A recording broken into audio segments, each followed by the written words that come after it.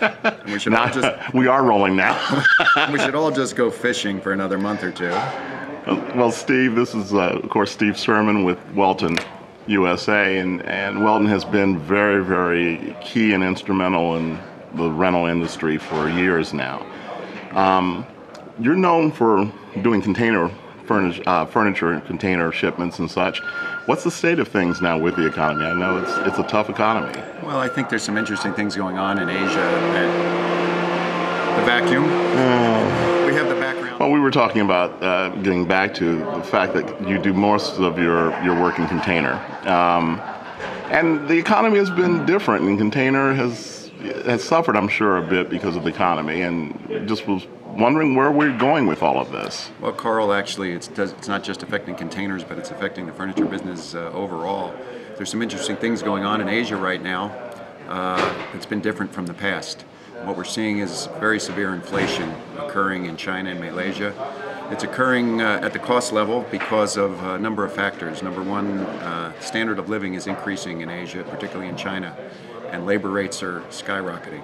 Materials, every type of material is increasing substantially. The Chinese domestic market is strong. They're using a lot of the commodities and materials. Thirdly, there's shortages of capacity. The government in China has instructed factories to close down 2 or 3 days a week because of electricity shortages. They don't have sufficient electricity in China. So the production capacity has shrunk, which allows the factories to be a little bit more demanding on what price they charge. They have less capacity, so they're more selective in who they're going to produce for and at what price they're going to produce for. We're starting to see this inflation. We've been seeing it now for over a year.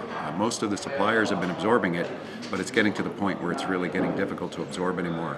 So most of your major suppliers, including Ashley and Welton and Coaster and everyone else, will be passing some of these increases along. So it is just a cyclical thing, but it looks like it's going to be a permanent cyclical change as economies grow in Asia and become more advanced.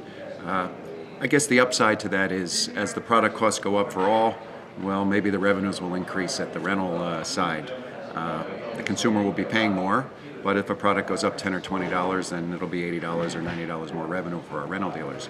And that's a nice blessing to perhaps offset some of the problems or some of the depreciation that we see in the electronics business. So I think there's a good balance here. What's happening is unfortunate in that products will cost more, but there's a side benefit that it's going to help some of the rental dealers. I know that there's been a lot of domestic build that's happening now. I mean, there's plants that are opening, and this is, I'm sure, that's part of to offset some of the expense of importing now. Yeah. Do you see that as a trend now, or is that going to be just a temporary fix? Well, I think that's a very good point. There will be certain product categories where some production can come back to the United States. It's not likely that we're going to see wood bedrooms and wood dining rooms and wood occasional sets come back to the United States. It's still much cheaper to produce in Asia, even though we see some inflation. But the category that probably will benefit from the inflation in China is the sofa category. And our Mississippi suppliers, our Mississippi factories or domestic factories are going to have an opportunity to be very competitive with China. And we'll probably see less imports of upholstery from China. Now, as you probably know and many of your dealers know, there's a lot of turmoil in the industry here. We've seen a number of suppliers and manufacturers go out of business. Everything from a Meadowbrook from the manufacturing side to great distributors like Homeline and Orangebrook Laguna. And this is just, again, a cyclical thing.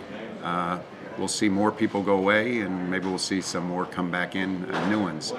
In our particular case, we are making some changes in how we source our product.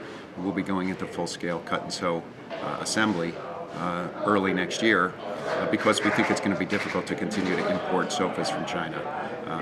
Ocean rates, labor costs, all the things I described a few minutes ago, it's driving the price up, and domestic production in living rooms is going to be the order of the day going forward. Thank you very much for your time, and we certainly appreciate what you do with TRIB. Thank you, Carl. We appreciate all the support we get from the members. Thank you.